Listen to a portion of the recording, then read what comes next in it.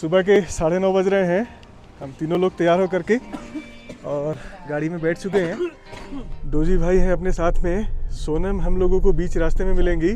And how was your night doji? It was fine. You stayed in the same hotel on the 4th floor? Yeah, 4th floor. Okay, and your room was good? Yeah. All the facilities? Yeah. Okay. For a guest room. Guest room. Okay.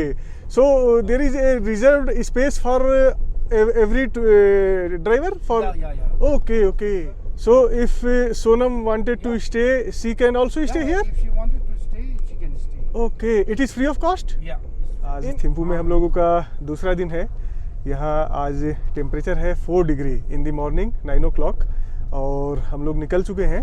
9:09 का time है। हम लोग निकल चुके हैं आज Punakha valley के लिए, जो कि काफ़ी फेमस है और काफ़ी ढेर सारी इंटरेस्टिंग चीज़ें हैं वहाँ पर आप लोगों को दिखाने के लिए, जो कि थोड़ी बहुत awkward भी हैं, वियर्ड भी हैं, but it is part of Bhutan culture. तो कैमरा एक्शन कट। हाँ, अब अपने सोनम आ चुकी है। ये रात को अपनी सिस्टर के यहाँ स्टे की थी। एंड जो है अभी हम लोग जा रहे हैं पुनाखा की तरफ। बीच रास्ते में डोचुला पास पड़ेगा, लगभग आधे घंटे की डिस्टेंस पर यहाँ से। Why it is so famous? Why people go to Dochula Pass? Is there Because we have religious significance there. religious significance? Yes. Okay. And we have a greater view, you know. Greater view. Yes, Okay. Himalayan. Yes, like 9 to 10 Himalayan ranges you can find. 9 to 10 Himalayan Yes, range. Oh my yes. God. Like 7,400.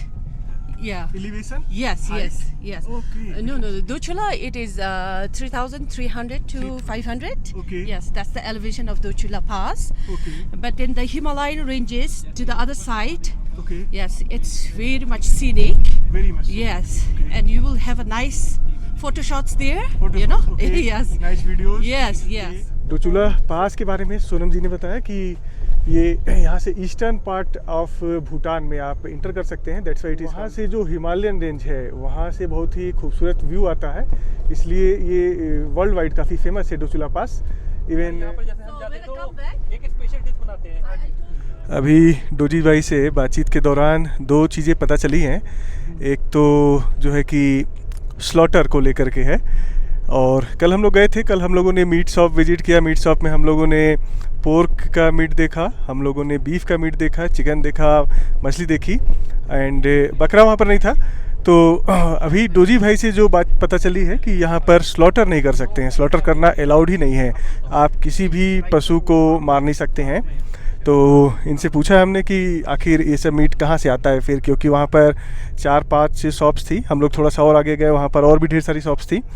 Doji भाई ने बताया कि ये सारा का सारा जो meet है वो इंडिया जयगांव से आता है। और एक और इन्फॉर्मेशन जो पता चली है कि अगर आपको भूटान देश की नागरिकता लेनी है तो आपको पहले तो इस देश को सर्व करना पड़ेगा 20 ईयर्स एटलीस्ट। उसके बाद आप अगर अप्लाई करते हैं तो ये totally king majesty of king his majesty पर डिपेंड करता है कि वो आपको यहाँ की नागरिकता प्रोवाइड करते हैं या नहीं करते हैं। और हम लोग पहुँच चुके हैं डोचुला पास। आपका वीडियो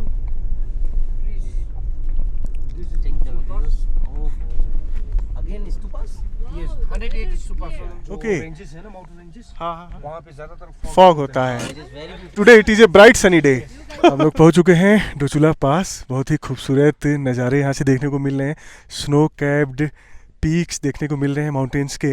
एंड सोनम से हम लोग और कुछ पूछते हैं कि कौन कौन सी ये पर्वत श्रृंखला है।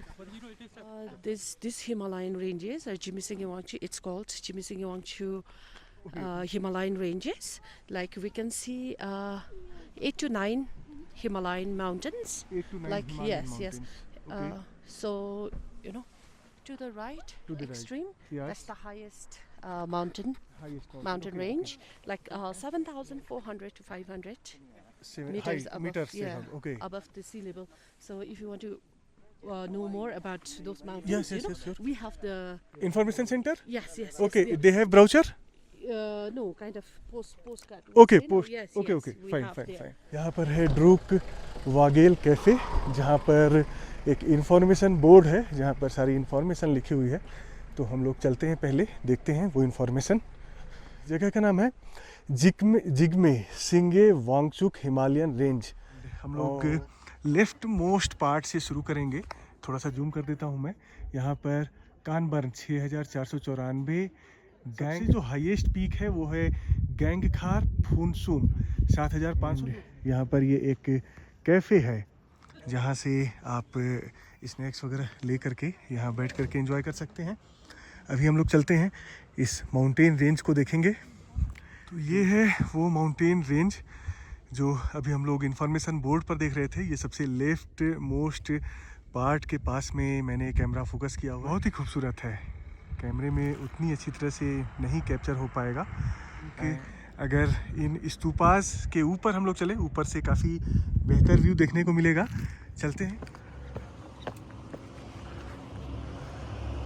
तो हम लोग आ चुके हैं 108 स्तूपास के बीच में। सोनम से मैंने इन स्तूपास के बारे में पूछा है। सोनम जो अभी इंफॉर्मेशन देंगी उससे हम लोगों को पता चलेगा कि what is the purpose to build these stupas. Okay, Sonam? Well, this is Dochula Pass. Okay. We have 108 stupas. It was built in 2003. 2003. Yeah.